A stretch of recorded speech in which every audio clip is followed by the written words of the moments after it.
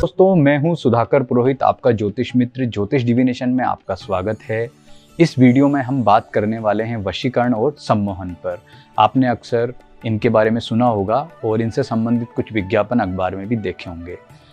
सम्मोहन और वशीकरण कैसे किया जाता है? क्या प्रत्येक व्यक्ति पर इनका किया जाना संभव है? क्या इनसे बचने के क्या उपाय हो सकते हैं?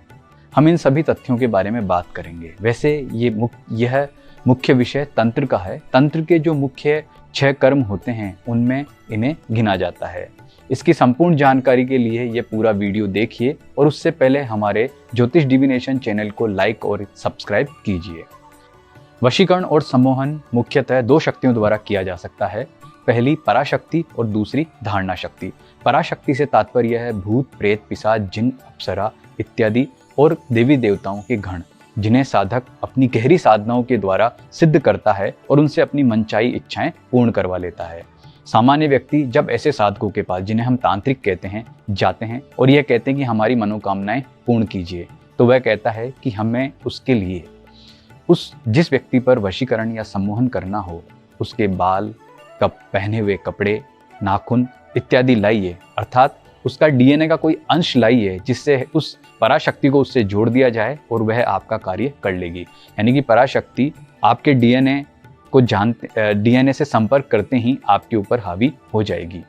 दूसरा तरीका कि आपको उस पराशक्ति से संबंधित कोई मंत्र को सिद्ध करके कोई वस्तु खिला दी जाए, तो भी वशीकरण और सम्मोहन हो सकता है। और तीसरा तरीका यह है कि जिस व्यक्ति का वशीकरण और सम्मोहन किया जाता है, उसकी फोटो उस साधक को दी जाती है और वह अपनी शक्तियों के द्वारा सम्मोहन और वशीकरण करता है। लेकिन इस वशीकरण और सम्मोहन में अब पराशक्ति के ऊपर सब कुछ निर्भर करता है।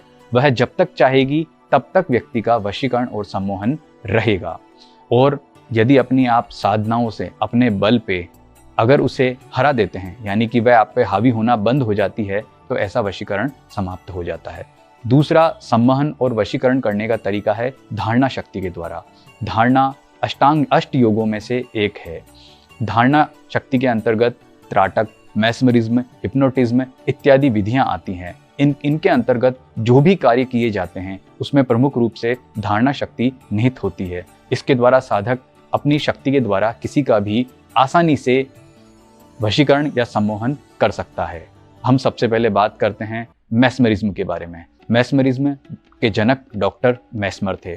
ऑस्ट्रिया के डॉक्टर मैस्मर ने फादर हिल नाम के एक पादरी से यह विधा सीखी थी और इस विधा के द्वारा उन्होंने अनेक रोगियों का उपचार किया था, उनकी मानसिक समस्याओं को भी दूर किया था और इस विधा के द्वारा वो आसानी से बिना दर्द के रोगियों का ऑपरेशन भी कर दिया करते थे। उनका ये मानना था कि प्रत्येक व्यक्ति के आँखों में एक मैग्नेटिज्म यानी कि एक विद्युत चुंबकीय शक्ति होती है, जो हम अक्सर दूसरे व्यक्ति को प्रभावित करने के लिए उसका प्रयोग करते हैं। जब हम इसके प्रयोग को बढ़ाते हैं तो हम किसी को भी आकर्षित कर सकते हैं, यानी कि वशीभूत कर सकते हैं।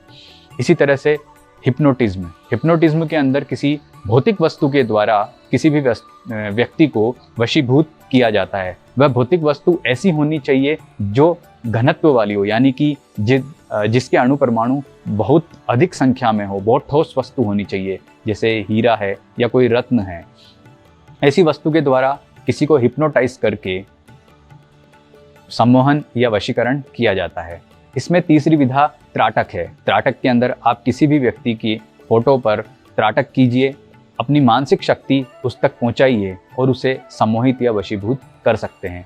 धारणा शक्ति के द्वारा जो वशीकरण या सम्मोहन किया जाता है उसका कोई तोड़ नहीं होता। यह थोड़ा मुश्किल है क्योंकि इसके लिए साधक को बहुत अधिक प्रयास करना होता है, तभी जाकर यह संभव हो पाता है। अगला प्रश्न कि क्या प्रत्येक व्यक्ति पर सम्मोहन या वशीकरण करना संभव है?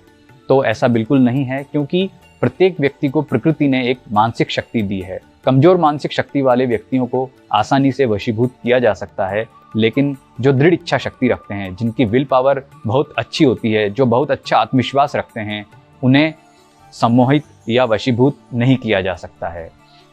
और सबसे अंतिम प्रश्न कि अगर हमें वशीकरण या सम्मोहन से बचना है तो क्या उपाय करना चाहिए? तो इसके लिए सबसे आवश्यक उपाय यही है कि आप अपना जप तप, अपना पूजा पाठ, ध्यान करते रहिए और इन सब के द्वारा अपनी मानसिक शक्ति को मजबूत बनाइए, जिससे कोई भी व्यक्ति आपकी मानसिक शक्ति पर हावी ना हो।